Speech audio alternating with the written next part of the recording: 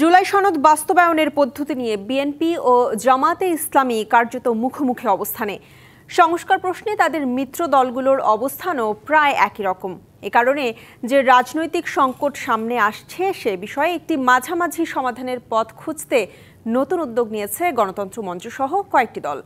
নেতারা বলছেন, ঐকমত্য তৈরির বিষয়ে প্রায় সবাই আগ্রহী। শিগগিরই বিএনপি এবং জামাতের সঙ্গেও তারা আলোচনায় বসতে চান। জুলাই সনদ বাস্তবায়ন হবে কি হবে না বিষয়টি এখনো চূড়ান্ত রূপ পায়নি। রাজনৈতিক দলগুলোকে ঐক্যমত্যে আনতে এবার উদ্যোগ নিয়েছে ৯টি দল। নতুন উদ্যোগ বা প্রচেষ্টার অংশ হিসেবে গত বৃহস্পতিবার গণতন্ত্র মঞ্চের ৬টি দলের সঙ্গে জাতীয় নাগরিক পার্টি এনসিপি, আমার বাংলাদেশ এবি পার্টি এবং গণ অধিকার পরিষদের বৈঠক হয়েছে।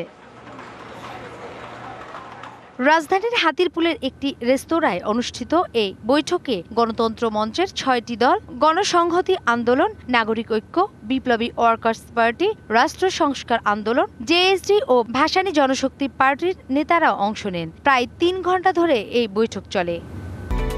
Japan Bangladesh joint venture company JBS holdings limited. এ বিষয়ে নাগরিক ঐক্যের সভাপতি মাহমুদুর রহমান মান্না বলেন, শীঘ্রই বিএনপি এবং জামায়াতের সঙ্গে আলোচনায় বসতে চান দলগুলো।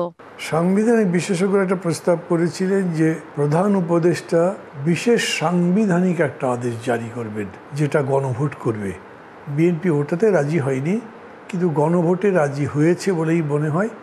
আমরা এটার উপর এখন চর্চা করছি। এদিকে অন্যান্য দলের নেতারাও মনে করেন, জুলাই সনদের আইনি ভিত্তি নিশ্চিতে দলগুলোর সমঝোতা জরুরি। আমরা শেষ যখন কমিশনের সাথে আমরা কথা বলেছি, প্রত্যেকেরই আলাদা আলাদা বক্তব্য আছে, কিন্তু আমাদের মনে হয়েছে সকলে আইনি সুরক্ষাটা বা আইনি ভিত্তিটা দেওয়ার ক্ষেত্রে তাদের এক ধরনের আগ্রহের জায়গা তৈরি হয়েছে।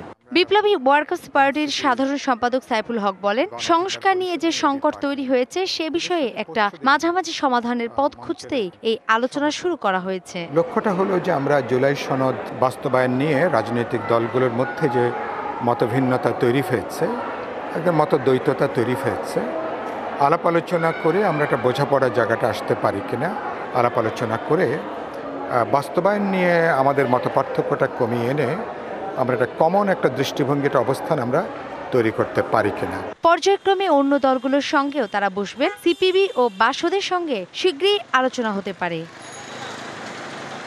নূপুর মাহমুদ, ডিবিসি নিউজ, ঢাকা।